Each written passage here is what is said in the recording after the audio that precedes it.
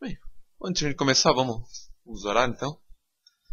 Senhor Deus, te agradecemos por mais essa tarde. Obrigado que o Senhor nos trouxe segundo a tua boa mão e em segurança. Abençoa-nos agora para que possamos compreender a tua palavra, possamos conseguir enxergar nela a tua verdade, ó Senhor. Livra-nos de qualquer soberba, de qualquer orgulho, ó Deus, por causa daquilo que o Senhor nos ensina. Dá-nos um coração humilde, ó Senhor. Dá-nos um coração que descansa em Ti. Dá-nos um coração que busca promover a paz, ó Senhor, porque sabemos que, com relação a este assunto, muitos cristãos genuinamente sinceros ao Senhor divergem, entendem de maneira diferente, de modo que não queremos que o orgulho se instale no nosso coração, assim. Nem um espírito de cisma, um espírito de divisão, assim. Abençoa-nos para que possamos ter um bom momento, segundo a Tua graça, segundo a Tua misericórdia. Obrigado porque nós podemos orar no nome de Cristo Jesus, o nosso Senhor. Amém. Amém. A gente se propôs então a falar rapidamente sobre o batismo, não necessariamente sobre todas as questões do batismo, mas do batismo um pouquinho mais específico, infantil. A gente está vindo para cá, eu não lembro se todo mundo estava quando a gente viu do batismo na igreja. Vocês estavam? Vocês lembram disso? Se estavam? Estavam também? Não? Talvez comentar, como a gente comentou, né? Ah, tá, perguntaram só. Aham. Ah, tá. Não, tu estava. Então tá. A gente começa tratando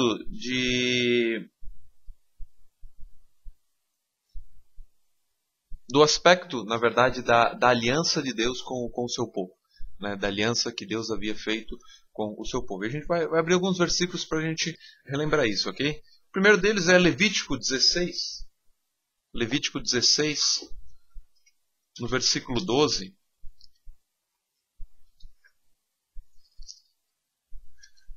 Gênesis, Êxodo, Levítico 16, versículo 12.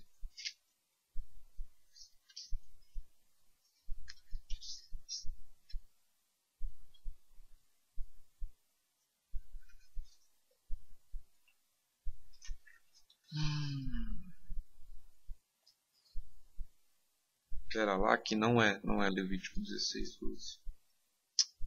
Puxa vida. Estava anotado errado aqui. Tudo bem, eu tenho anotado o versículo certo, que peço perdão. Não é 16, 12, não faz sentido 16, 12 com o que eu quero dizer. Mas o versículo que é o correto, ele diz assim: E andarei no meio de vós, e eu vos serei por Deus, e vós me sereis por povo. Então a gente vê ao longo de toda a Bíblia que Deus, ele faz uma aliança com o seu povo. Ele faz uma aliança com todos os seus, uma demonstração da grandeza do Senhor quando ele tem um pacto com o seu povo. E essa aliança, ela era muitas vezes enfatizada pelo Senhor como sendo algo extremamente grande. Por isso que a gente lê, por exemplo, no Novo Testamento, de que o Espírito de Deus, ele arde em ciúmes. Por que ele arde em ciúmes? Porque o Senhor tem um pacto com o seu povo, tem uma aliança com o seu povo. É muito semelhante, já que o casamento é uma representação dessa união do Senhor com a sua igreja, ao bom ciúme que existe dentro do casamento. O bom ciúme de, eu não quero que ninguém olhe para minha esposa e tenha desejos com ela. Eu não quero que ninguém olhe para o meu esposo e tenha desejos com ele. Por quê? Porque ele é meu. Porque ele é meu. Diferente daquele ciúme que consome o coração e acaba matando muitas vezes, né? É o bom ciúme, o desejo de que se algo me pertence, eu quero que aquilo esteja comigo. Eu quero que ninguém mais partilhe daquela pessoa porque ela tem uma aliança comigo. É isso que a gente faz no casamento, é isso que a gente faz no cerimonial. Estabelece visivelmente uma aliança. Olha, fulano agora é de ciclano. E fim de papo. Ninguém mais cogite ter aquela pessoa para si. E essa aliança, então, é o que o Senhor fazia com O seu povo, vocês acharam qual que é? 26:12? Levítico 26:12, então é o correto. Obrigado. Eu vou anotar para depois corrigir na internet. 26:12. Exatamente, obrigado. Essa aliança, então, ela era bastante importante para o povo de Deus. Por que ela era bastante importante? Porque ela tinha alguns mandamentos que o povo devia seguir enquanto eles permaneciam juntos, enquanto eles eram povo do Senhor. E essa aliança ainda permanece para nós hoje. Um versículo bem conhecido é Deuteronômio, um pouquinho adiante, Deuteronômio 12.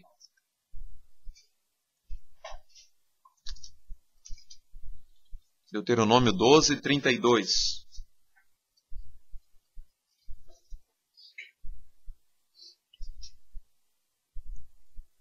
Deuteronômio 12, 32 diz assim: Tudo o que eu te ordeno observarás para fazer, nada lhe acrescentarás, nem diminuirás. E a gente vê como Deus ele era zeloso com a sua palavra. Como Deus ele tinha o povo de Israel, o povo judeu como um todo, de maneira muito especial para si. A gente verifica isso em Êxodo, no versículo 5 do capítulo 19. Êxodo, capítulo 19, versículo 5.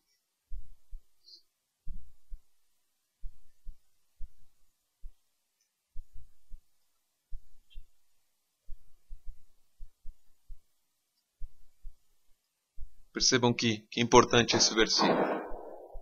Êxodo 19, versículo 5. Agora, pois, se diligentemente ouvirdes a minha voz e guardardes a minha aliança, então sereis a minha propriedade peculiar dentre todos os povos, porque toda a terra é minha.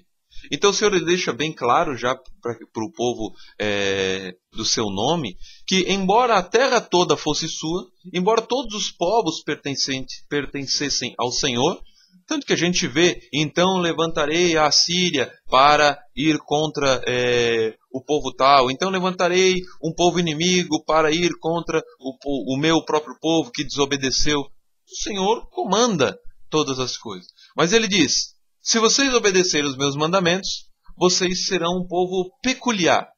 Vocês serão uma parte especial dentro de toda a minha propriedade. Daí o Senhor abençoar grandemente o seu povo. Daí a rainha de Sabá vir até Salomão e olhar toda a glória do templo de Salomão, olhar todo o reino de Salomão e ver como ele era próspero. Tudo demonstrações já de como o povo do Senhor ele era querido e de como o mundo percebia de uma forma geral que o Senhor abençoava aquele povo. Então, essa questão da propriedade peculiar, ela era muito forte para o povo do Senhor.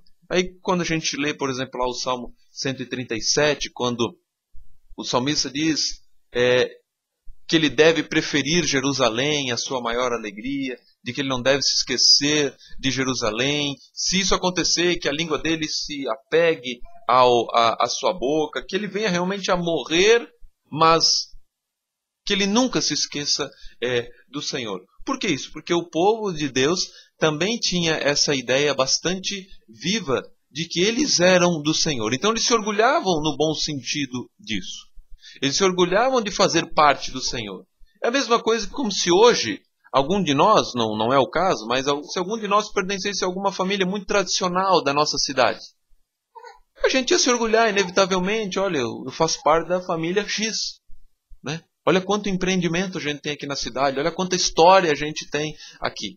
Então, isso é o que o povo já tinha naquela época. Um desejo de, não, eu faço parte do povo de Deus. Eu faço parte da aliança que o Senhor tem com os seus. E isso é muito importante para mim.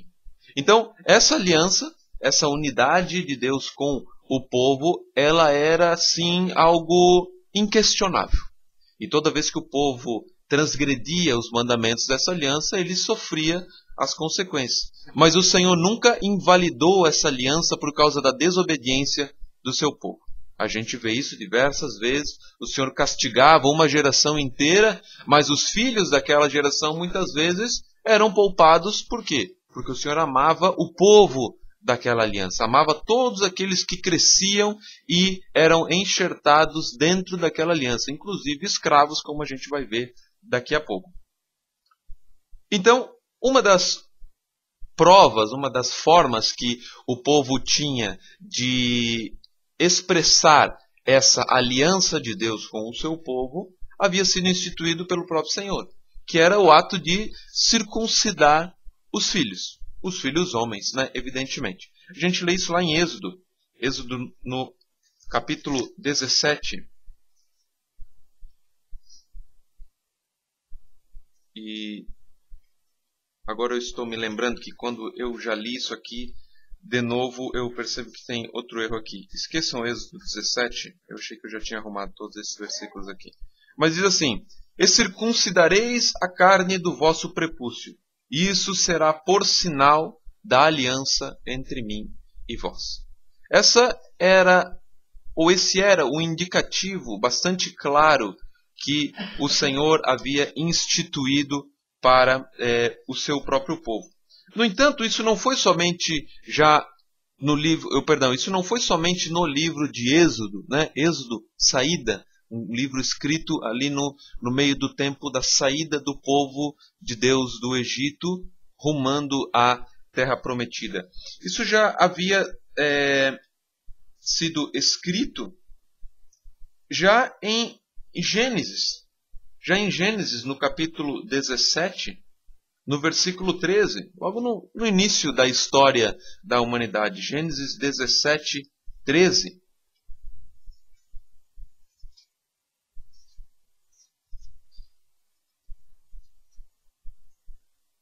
A gente pode ler um pouquinho antes, a partir do 10, com Abrão, depois tendo seu nome mudado para Abraão. Gênesis 17, a partir do versículo 10, diz assim: esta é a aliança que guardarei entre mim e vós, e a tua descendência depois de ti, que todo homem entre vós será circuncidado. E circuncidareis a carne do vosso prepúcio, e isso será por sinal da aliança entre mim e vós. O filho de 8 dias, pois, será circuncidado, todo homem nas vossas gerações, o nascido na casa e o comprado por dinheiro a qualquer estrangeiro, que não for da tua descendência. Com efeito, será circuncidado o nascido em tua casa e o comprado por teu dinheiro, e estará a minha aliança na vossa carne por aliança perpétua. E o versículo 14 deixa claro o que aconteceria caso o povo de Deus não fizesse isso. E o homem incircunciso, cuja carne do prepúcio não estiver circuncidada, aquela alma será extirpada do seu povo. Quebrou a minha aliança. Então, a gente percebe desde esse momento que tanto adultos como crianças eram circuncidados, certo? Tanto nascido na tua casa, as crianças que iam nascendo dentro do povo dentro do povo de Deus, indistintamente, tanto aqueles que observavam a lei do Senhor de uma maneira interior e exterior, assim como aqueles que só observavam a lei do Senhor exteriormente. Afinal, a gente vê que muito do povo não era verdadeiramente convertido ao Senhor, embora exteriormente procedessem de acordo com a lei de Deus. Todos os nascidos eram circuncidados, os nenéns machos, e também os homens que eram pegos por escravos. Então você comprava um escravo de uma outra região da terra, de os mercadores que estavam passando, e o que acontecia? Você trazia ele para o povo de Israel, trazia ele para o povo de Deus, e você tinha então que circuncidar ele. Então, mesmo sendo adulto, mesmo talvez já tendo família, se o escravo viesse com a família, ele tinha que ser circuncidado. Então essa é uma questão bastante importante para a gente notar, que a circuncisão no Antigo Testamento não era só em crianças, ela já era também em adultos. Então a gente vê que esse parâmetro de aliança para com adultos e aliança para com crentes no Novo Testamento continua a mesma coisa. Né? Eu digo isso porque às vezes a dúvida surge que a gente olha o Novo Testamento e parece que só vê adulto, adulto, adulto, e não consegue enxergar no Antigo Testamento a questão do adulto sendo circuncidado. Mas a gente tem esse e outros versículos que demonstram que os adultos também já deveriam ser circuncidados, já deveriam ser colocados como parte da aliança de Deus. Né? A Bíblia não fala por que as mulheres não recebiam uma marca. Elas realmente não demonstram. A Bíblia não demonstra isso. Né? Uma hipótese, né, que me ocorre à mente agora é a seguinte. O Senhor colocou Adão na criação, Adão no jardim do Éden, e ele era o quê? Ele era como que um representante de Deus, ele era o cabeça da humanidade. Certo? Então, quando a circuncisão ela é instituída com relação ao homem, de modo algum quer dizer que a mulher era menos. E sim, tão somente porque os homens representavam todo o domínio do Senhor. Todo homem representava a autoridade que o Senhor havia dado. Então, uma vez que os homens eram circuncidados, automaticamente toda a sua família, automaticamente todo o seu seio familiar era incluído nessa aliança. Então, isso é apenas uma hipótese, a Bíblia não diz que é exatamente isso, mas por uma analogia talvez possa ser entendido dessa forma. Okay? E conforme a gente vai avançando, eu vou citando aqui os versículos e os apontamentos. Se os irmãos quiserem fazer alguma pergunta, né, fazer um apontamento ou uma eventual dúvida, se ela não for respondida, também podem participar. E essa circuncisão, então, ela tinha que ser ensinada aos descendentes de todas as tribos, a todos os descendentes do povo do Senhor. Não era para fazer somente naquela geração. Era para fazer continuamente diante do Senhor. A gente vê isso lá em Deuteronômio, no capítulo 6. Deuteronômio 6, no versículo 7. Deuteronômio 6, versículo 7. Diz assim. Né, no 6 diz, e essas palavras que hoje te ordeno estarão no teu coração. E o 6:7 diz, e as ensinarás a teus filhos, e delas falarás assentado em tua casa, e andando pelo caminho, e deitando-te e levantando-te. Então o sinal da aliança, toda a lei de Deus, ela devia ser ensinada a todo o povo do Senhor. Não era somente assim, a geração de Abraão se circuncida, que isso vale para o restante de todo o povo. Não. Circuncide a geração de Abraão. Nascendo os filhos, circuncidem. Ensinem eles para que quando vocês morrerem, eles circuncidem os seus filhos, os seus netos. E isso então ia passando de geração em geração para todo o povo de Deus. A gente lê também num outro versículo assim, também dirás aos filhos de Israel, qualquer que dos filhos de Israel ou dos estrangeiros que peregrinam em Israel der da sua descendência a Moloque, certamente morrerá. O povo da terra o apedrejará. Por quê? Porque eles haviam desobedecido o Senhor. Eu tenho aqui como Levítico 20, versículo 2, eu tenho que conferir todos agora para não cometer o triste erro de ter anotado errado. Esse é Levítico 20, versículo 2. Né? Mostrando a penalidade para o povo de Deus quando muitas vezes ele se desviava da lei do Senhor, se desviava da observância requerida pelo Senhor.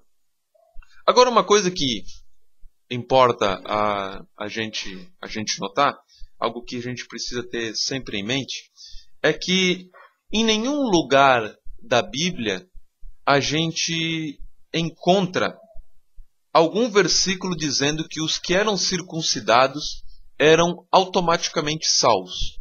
A gente estava falando do Levítico 20, no versículo 2, mostrando que o povo ele deveria realmente obedecer e o castigo que o Senhor dava àqueles que se desviavam da sua palavra, o castigo que o Senhor ele tratava com relação ao seu povo. E de um modo mais específico, aquilo que a gente precisa lembrar, agora me recordei, a gente estava aqui, em nenhum momento a Bíblia diz que o fato de ser circuncidado era sinônimo de salvação. Eu penso que isso é bem estabelecido já entre nós. As crianças não eram salvas automaticamente, e nem o escravo, por exemplo, circuncidado quando adulto, era salvo automaticamente. Certo? Isso não transmitia a salvação, né? E depois a gente vai pular para o batismo, remanesce um pouco dessa ideia errada ainda hoje, de que o batismo salva, de que o batismo ele faz com que a salvação, vamos dizer assim, aconteça verdadeiramente, né? E isso a gente não vê na Escritura. A circuncisão, ela era o quê? Isso precisa assim ficar bem claro na nossa mente, ou quanto a gente falava aqui antes de ser cortado, tem que ser gravado no nosso braço, gravado na nossa testa, de que o sinal é somente um sinal da aliança de Deus com o seu povo. Só. Um sinal da aliança de Deus com o seu povo. Um sinal de que ele nasceu dentro de um povo que o Senhor abençoa. Assim como é hoje. Quando alguém nasce dentro de um lar cristão, o lar cristão não é um lar que o Senhor abençoa mais do que ele abençoa o ímpio? Então, qual é o sinal? Como é que eu faço isso? E aí vem o batismo. Mas de modo algum isso transfere alguma salvação. A salvação ela não se dá pelo meio hereditário, não se dá por tipo de sangue, nem nada disso, né? Se dá somente pela regeneração operada pelo Senhor através da predestinação e de tudo mais que a gente conhece, né? Então esse é um ponto que precisa ficar bem evidente. Somente um sinal da aliança. Mais ou menos assim, respondendo à pergunta. O povo talvez pudesse dizer, Senhor, mas qual que é o sinal de que o Senhor está conosco? Qual que é o sinal de que os nossos filhos, qual é o sinal de que nós todos estamos debaixo da mão do Senhor? E aí o Senhor diz, a circuncisão. Toda vez que vocês fazem esse sinal, toda vez que vocês executam esse sinal, vocês estão relembrando, vocês estão, vamos dizer assim, oficializando que o determinado indivíduo está nascendo, está sendo inserido na família da aliança. E isso é importante notar, porque a gente percebe várias pessoas no Antigo Testamento que eram circuncidadas, mas eram mortas pelo Senhor, por exemplo. Por quê? Porque viviam uma vida completamente rebelde. Para que serviam os profetas do Senhor? Inúmeras vezes para chamar o povo ao arrependimento, porque eles estavam indo por caminhos contrários e muitas vezes eles não obedeciam, simplesmente não davam atenção para o profeta, e o Senhor muitas vezes mandava então o povo inteiro para debaixo da terra. Por quê? Porque não obedeciam a sua palavra. Então, embora eles tivessem o sinal da aliança, embora eles fizessem parte do povo que o Senhor amava, o povo peculiar, eles não tinham automaticamente a salvação. Por quê? Porque eles não tinham, naquilo que nós vemos bem claro no Novo Testamento, as boas obras que acompanham a salvação, que foi o que nós vimos hoje de manhã na confissão de Westminster. Eles não tinham as obras que acompanham todo um viver transformado pelo Senhor. Então a circuncisão do povo de Israel era uma aliança feita com o seu povo. Desse modo a gente acaba compreendendo, apenas recapitulando, que existiam dois momentos que se circuncidava. Quando nascia uma criança e quando o estrangeiro fazia parte. Essas duas formas eram constantemente repetidas à medida que nascia um filho, à medida que um escravo era trazido para dentro do povo de Israel. Era mais ou menos assim, o escravo não é um judeu, então ele não nasceu dentro do povo de Israel, ele não nasceu dentro da bênção, mas agora ele vive no meio do povo de Israel, ele vive no meio do povo do Senhor. E quem vive aqui não pode ficar sem o sinal da aliança. Então eles circuncidavam o próprio escravo, para mostrar que o escravo também então estava debaixo da aliança com aquele povo, que ele estava também marcado com aquele sinal que o Senhor havia instituído. No Novo Testamento, então, a gente sabe que o Evangelho, as boas novas, a palavra de Deus, ela foi ampliada de um modo muito mais maciço para todos os povos. Por que de um modo mais maciço? Porque a gente vê aqui que não-judeus, por exemplo, os escravos, eram muitas vezes colocados dentro do povo de Deus. E eles, muitas vezes, viviam e eram transformados de fato pelo Senhor. Tanto que eles tinham uma série de coisas que eles poderiam fazer com relação às leis cerimoniais. Então, muitos estrangeiros eram de fato convertidos ao Senhor. Mas um ide pelas nações, de um modo tão claro como a gente vê no Novo Testamento, não existia. E a partir desse momento que a gente entende que o povo de Deus deveria ir por todas as nações, como a gente vê lá no último capítulo de Mateus, de um modo bem específico, a gente tem que fazer uma pergunta. Tudo bem, como é que os gentios agora, aqueles que não eram povo judeu, como é que eles tinham que fazer para viver? Por quê? Porque eles não conheciam lei de Moisés. Eles não conheciam lei de Deus. Sinal da aliança, isso tudo era estranho para eles. Eles não sabiam como que, tudo bem, agora eu sou um cristão, mas como é que eu vivo? Como é que eu vivo dentro do cristianismo? O que vocês fazem? O que vocês ensinam? Qual que é a forma de vocês viverem? E crianças, eles têm algum sinal? Não têm? Os gentios não sabiam como viver. Qual era a forma que eles iriam viver? E a gente percebe, então, de que os gentios, os que não eram judeus, eles foram como que enxertados, colocados na planta principal. E a gente vê isso bastante claro lá no capítulo 11 de Romanos. Romanos, no capítulo 11.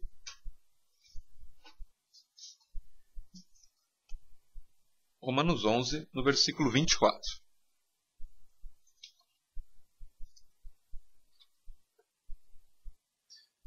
Diz assim, essa parte da escritura em Romanos 11, no versículo 24.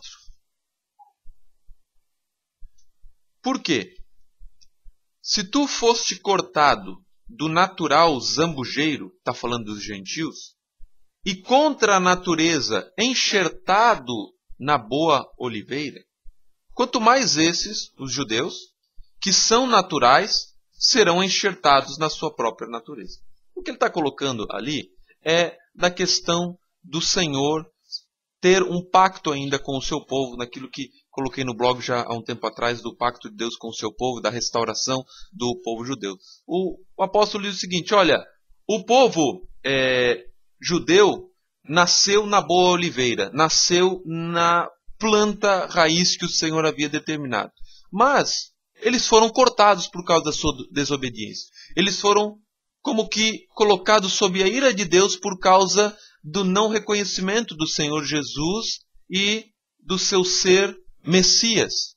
Por isso, eles vão sofrer muitos castigos. Mas, nunca se esqueçam, o Senhor não desamparou o seu povo. Haverá o tempo em que muitos judeus serão trazidos de volta. Mas ele fala também com relação, e os irmãos podem ler o restante dos versículos dessa passagem, de que, naturalmente, os gentios, eles não fazem parte da boa oliveira. Por quê? Porque eles não são judeus de natureza. Mas eles vão ser enxertados na oliveira.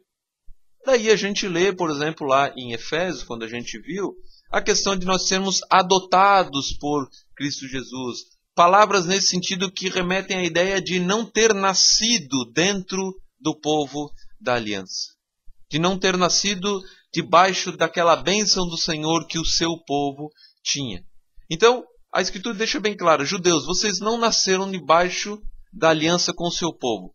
Todavia, isso não muda a forma de vocês serem cristãos. Por quê? Porque vocês vão viver dentro da mesma aliança que o povo judeu estava vivendo.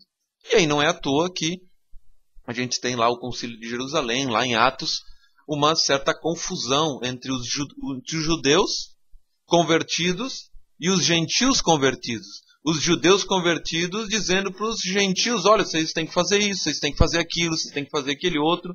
E os gentios assim, mas por que a gente tem que fazer isso tudo?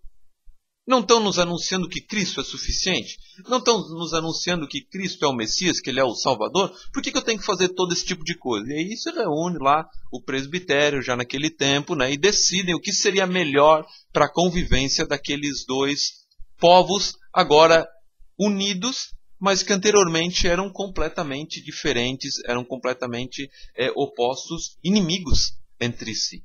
Né? A gente vê no Antigo Testamento quantas vezes a expressão gentios é sinônimo de inimigos, sinônimo de gente de fora, de gente que está sob a ira de Deus. E de repente, os gentios estão dentro da igreja. E aí eles precisam de uma forma de vida junto com os judeus que não entre em conflito. Caso contrário, a gente teria várias divisões dentro da igreja. O povo judeu, que vive o seu judaísmo, o povo hindu, que vive o seu hinduísmo, e todo mundo seria parte de uma grande massa cristã, por exemplo. Né? Mas a Escritura deixa bem claro que tanto judeus como gentios, eles não são diferentes perante Deus agora. Eles estão debaixo da mesma aliança. E o Senhor não abandonou, então, o povo judeu num primeiro momento.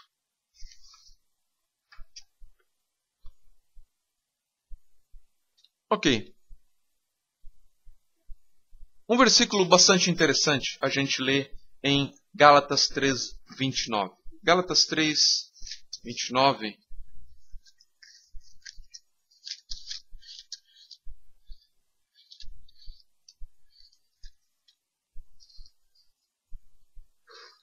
Gálatas 3:29 diz assim, o apóstolo: E se sois de Cristo, então sois descendência de Abraão e herdeiros conforme a promessa.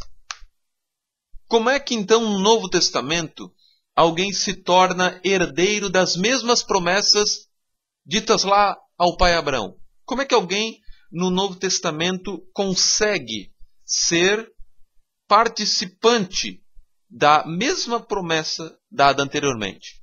Com essa expressão muito clara do apóstolo: se sois de Cristo, então sois descendência de Abraão. Então o crente hoje, ele é descendência de Abraão tanto quanto o judeu de nascença, o judeu de sangue judeu mesmo.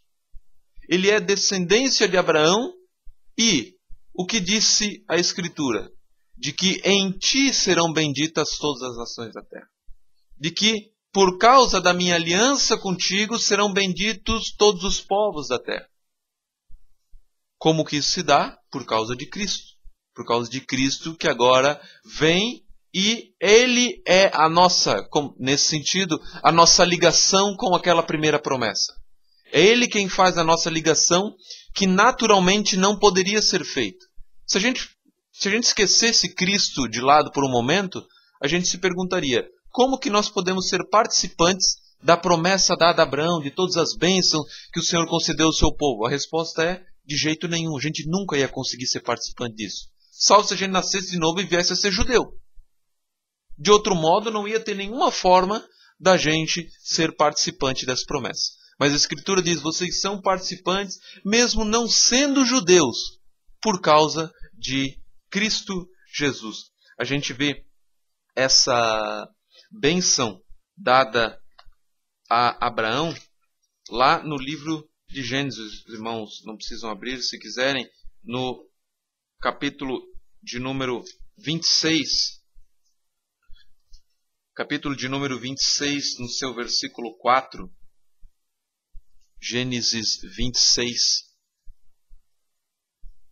versículo 4. Lembrando, se um dos irmãos quiser fazer algum apontamento, pode fazer.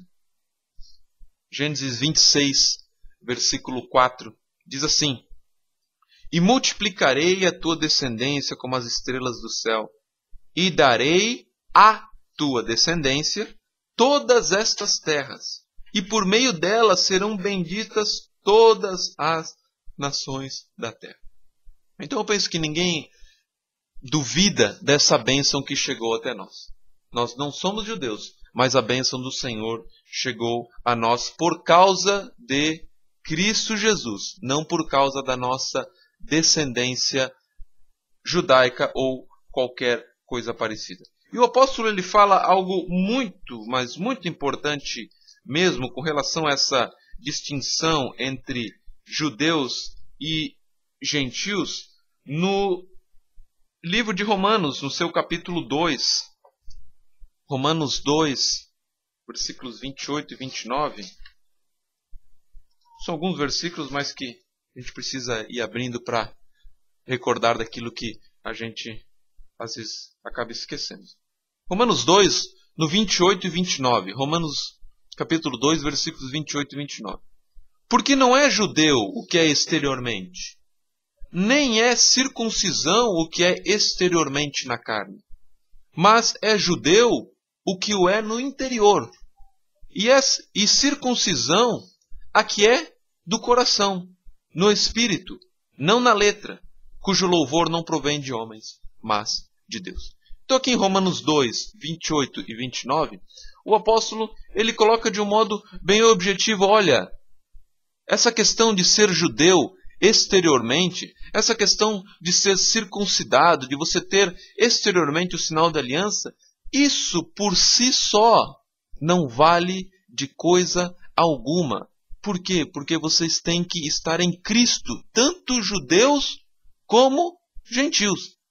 Vocês podem continuar praticando todos os rituais judaicos. Se vocês não estiverem em Cristo, vocês não estarão aliançados com Ele.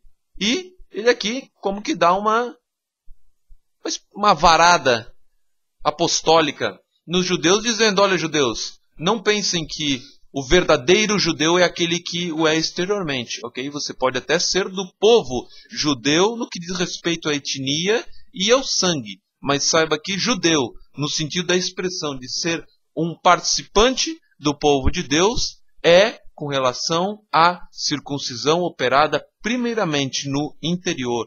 É alguém que vive o cristianismo, que vive a palavra de Deus e não somente pratica as coisas exteriores que muitas vezes eles eram tentados a fazer.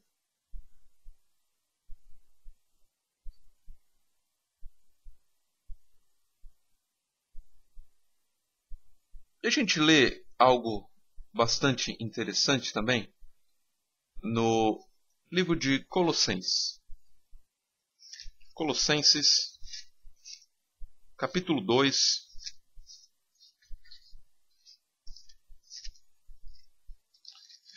Efésios, Filipenses, Colossenses 2, nos versículos 11 e 12.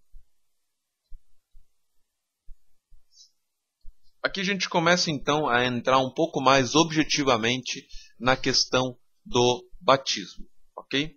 Vimos em Romanos de que a circuncisão verdadeira, ela não é mais aquela exterior, mas é aquela operada interiormente. Aquilo que nós lemos lá no profeta Joel, não rasguem as vossas roupas, rasguem o vosso coração, né? Não joguem só pó em cima da vossa cabeça, né? Joguem a sua vida diante de Deus. Ou seja, não se importem num primeiro momento com o exterior. Ah, tudo bem, eu estou triste, eu vou dizer que seria mais ou menos o que Joel estaria dizendo. Eu estou triste porque eu pequei. Ou, eu sei que eu pequei, então eu vou rasgar as roupas. Rasguei as roupas, pronto. Fiz aquilo que é padrão, aquilo que é comum dentro do povo judeu. E o profeta diz, não façam isso. Rasguem os vossos corações diante do Senhor. Se dobrem diante do Senhor verdadeiramente. Parem de só querer fantasiar diante dos outros que vocês são alguma coisa. Vivam isso de uma maneira legítima diante do Deus Todo-Poderoso. Ali em Colossenses 2, nos versículos 11 e 12, a gente lê assim. No qual também estáis circuncidados com a circuncisão não feita por mão no despojo do corpo dos pecados da carne, pela circuncisão de Cristo.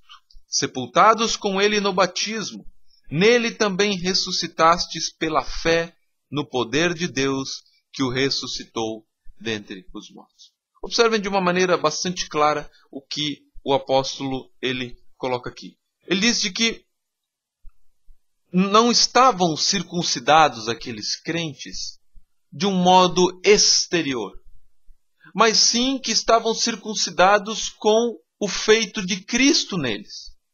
Estavam circuncidados como ele usa a expressão ali, sepultados com ele no batismo, mostrando para aqueles crentes de que a união deles com o Senhor não era mais com relação a alguma coisa física que eles faziam, mas sim por causa de quem eles estavam presos ou aliançados, que era o Senhor. Mas a gente faz uma pergunta, porque aí surge aquela dúvida. Tudo bem, o versículo diz assim: sepultados com ele no batismo, nele também ressuscitastes. E aí a primeira pergunta que a gente faz, e uma pergunta que não é tola, uma pergunta sincera é: mas então o apóstolo está falando de pessoas adultas?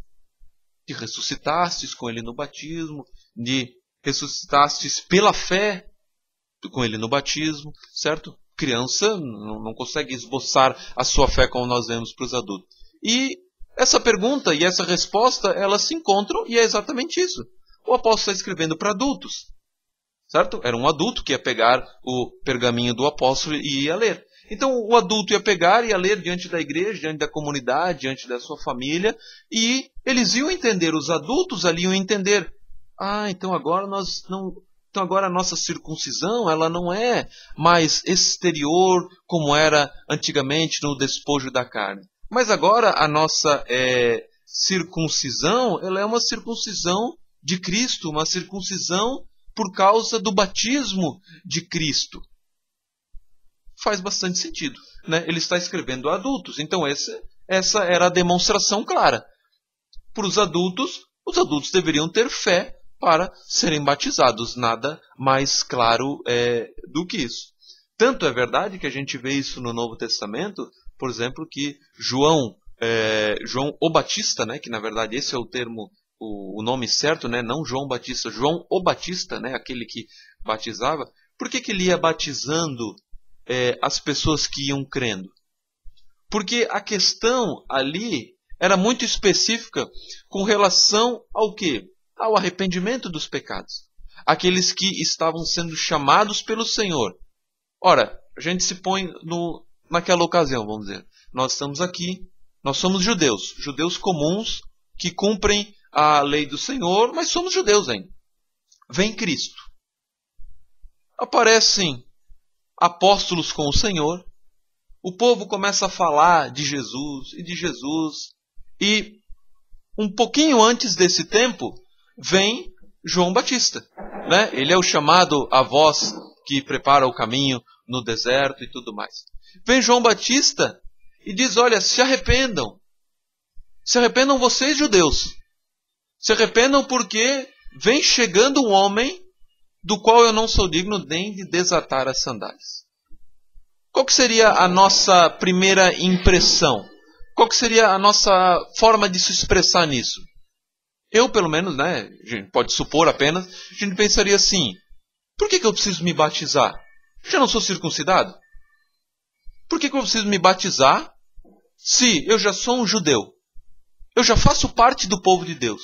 Eu já faço parte do povo da aliança. E aí a gente vai entendendo, a partir desse questionamento, por que o Senhor lutava, né, com relação à forma de falar com muitos judeus. Por quê? Porque eles diziam: nós somos filhos do pai Abraão. Que negócio é esse de a gente ter que se dobrar diante do Senhor? Que negócio é esse de a gente ter que deixar de fazer certas obras da lei? A gente é filho de Abraão. A gente é filho de Abraão. E Jesus pega e só diz assim: se Deus quiser, dessas pedras ele levanta filho de Abraão. Ou seja, o legado de vocês meramente da etnia, meramente do sangue judeu, isso indicava para uma coisa. Isso indica agora para mim, que sou a conversão de tudo isso. Que em mim convergiu todas essas coisas. Então agora vocês não devem mais se preocupar se vocês são judeus ou se são gentios. Vocês não devem mais se preocupar se vocês nasceram dentro do judaísmo ou fora do judaísmo. Vocês devem se preocupar: vocês nasceram de novo? Que era o que o profeta já fazia no Antigo Testamento. Por que ele chamava o povo ao arrependimento? Em outras palavras, eles chamavam o povo ao arrependimento para dizer o seguinte: vocês cumprem a lei do Senhor, não cumprem? Não buscam cumprir a lei do Senhor? Aí o povo dizia sim. E o profeta como que perguntava: e por que vocês não obedecem ele? Por que vocês só obedecem às vezes ele exteriormente? E por que às vezes nem exteriormente vocês observam ele? Por que vocês estão aí cheios de altares para um monte de deuses? Por que vocês estão seguindo outros senhores? Por que vocês estão indo em outros povos buscarem esposas e ao mesmo tempo acham que não tem nenhum problema? Então o que Jesus vem fazer, notem, é como que a mesma palavra profética já dos profetas do Antigo Testamento. É o que a gente vê muito claro, vou ler rapidamente para os irmãos aqui, em Lucas 24, 44.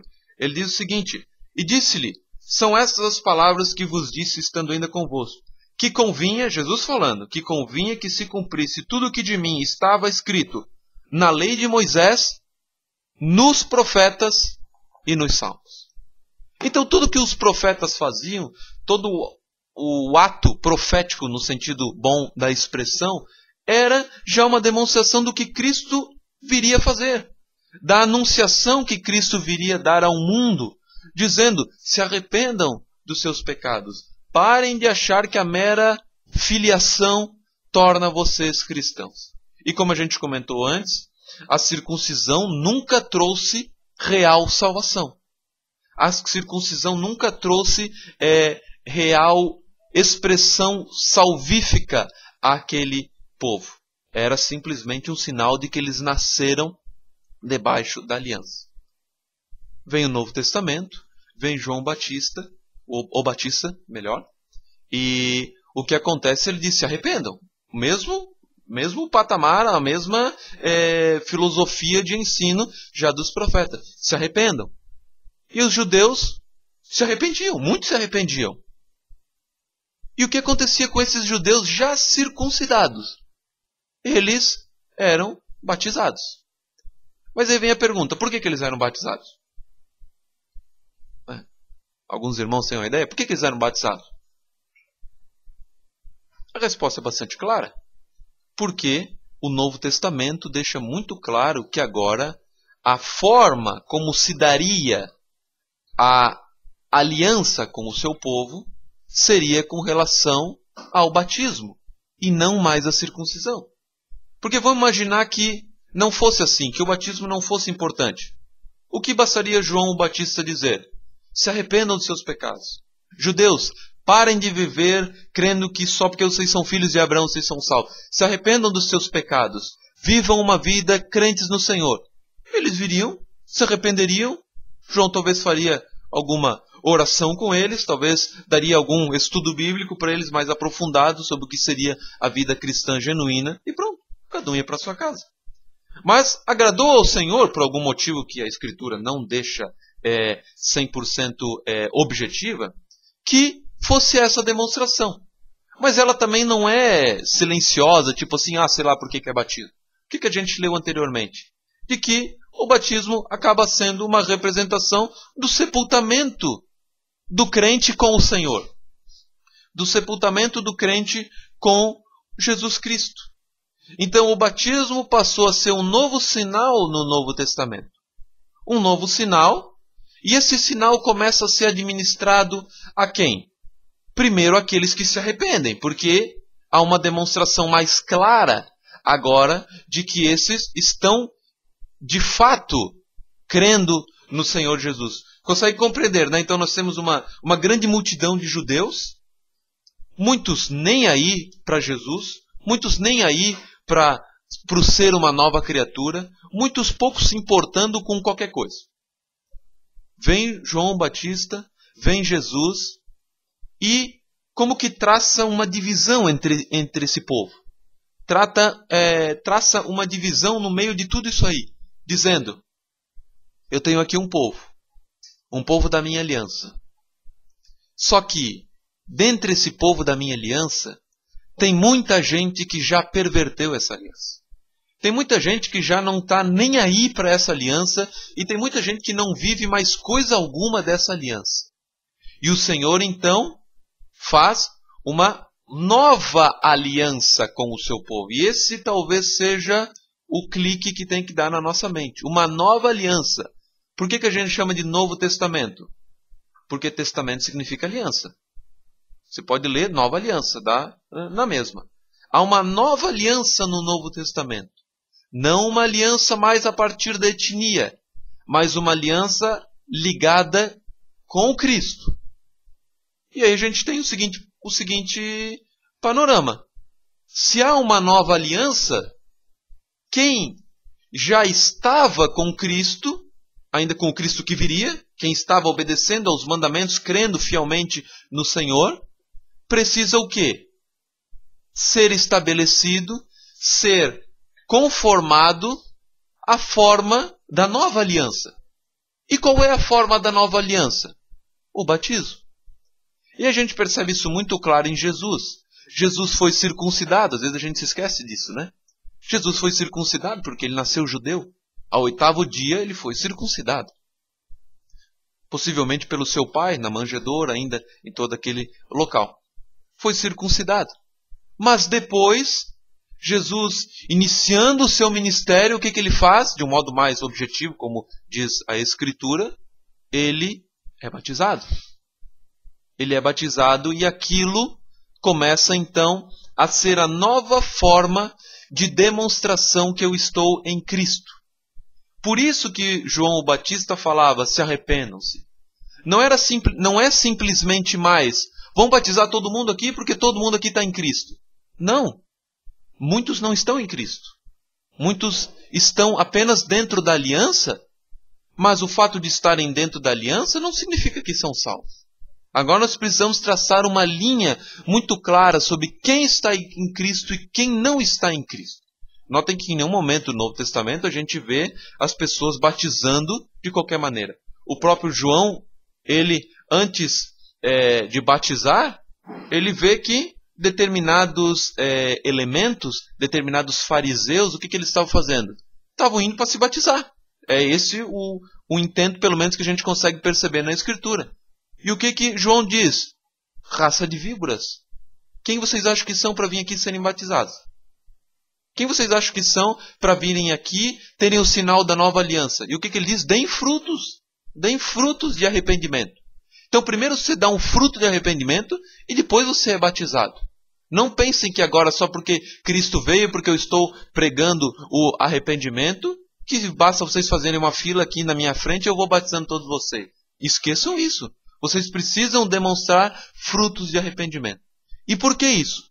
Porque se inicia a nova forma de se estabelecer essa aliança. Então, até esse momento, a gente nota que não há nenhuma contradição, nenhuma incongruência com o batismo de crianças. Certo? Ele está falando adultos, ele está pregando adultos. Ele não estava indo lá no berçário e dizendo criancinhas. Não, ele está pregando adultos. São adultos que entendem, são adultos que conseguem entender tudo isso. E para aqueles adultos ele diz, olha, creiam no Senhor, se arrependam, deem frutos dignos de arrependimento. E apenas um parênteses aqui, como muitas vezes a igreja ela acaba trocando um pouco a ordem, né? A pessoa não demonstra frutos de arrependimento, mas ela já é batizada. Ela veio, se entregou ao Senhor num determinado momento de um determinado acampamento, por exemplo, e ela levanta a mão, diz que quer Jesus e é batizada. E na Escritura é o contrário. Dê frutos de arrependimento. Mostre que você entendeu o que é nova vida. Mostre, na verdade, que já há algo acontecendo dentro de você e aí você é batizado. Né? Então, apenas fazendo um parênteses nesse sentido. Queria falar alguma coisa, né?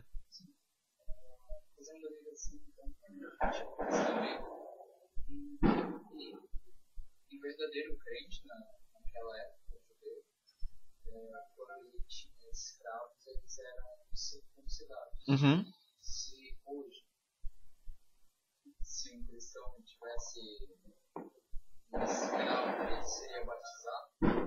Ok, eu vou repetir então, possivelmente não pegou, né? O André pergunta o seguinte: no Antigo Testamento, um crente, um judeu, podia não ser crente, né, de fato, mas um judeu tinha um escravo que não era do povo de Deus, porque tinha os escravos que eram judeus, ok?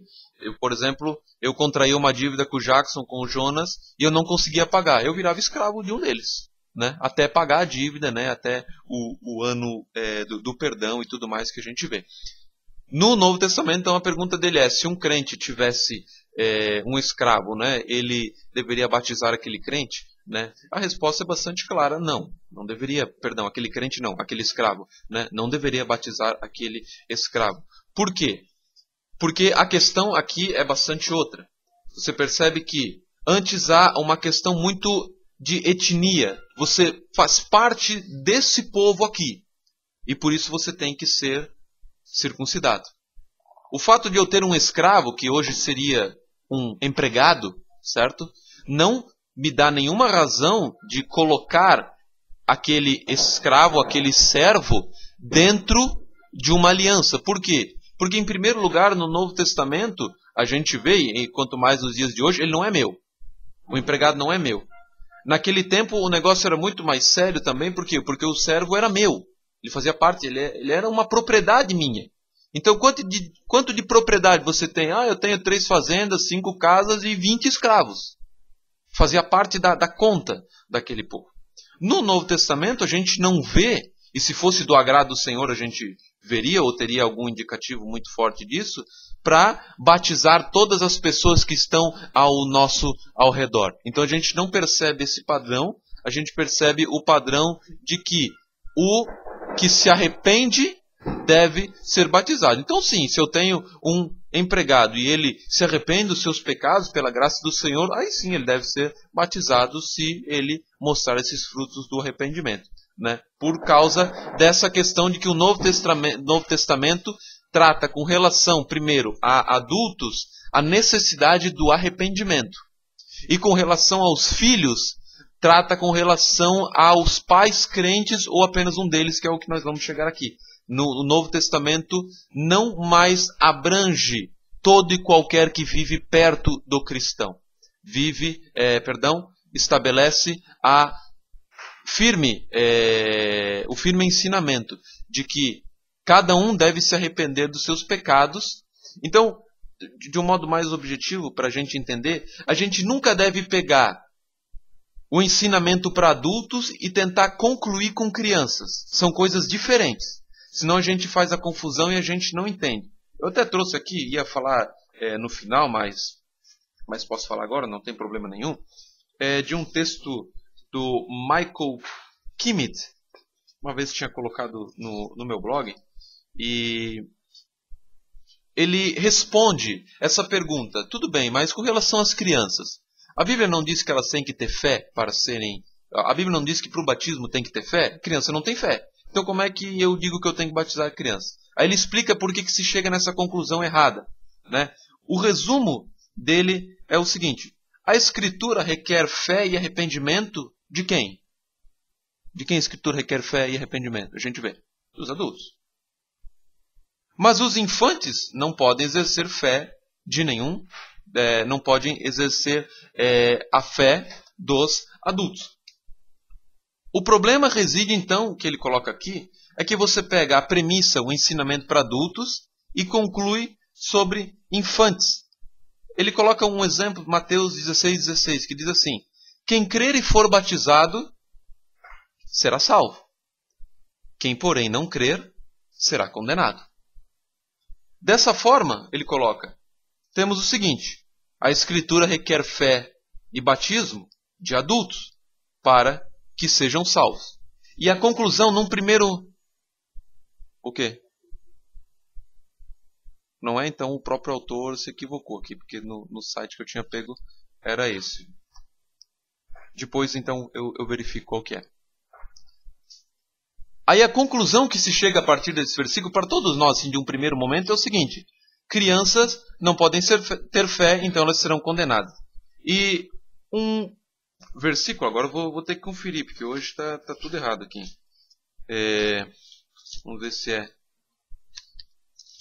É Marcos? O outro ali? Marcos 16:16. Obrigado, André.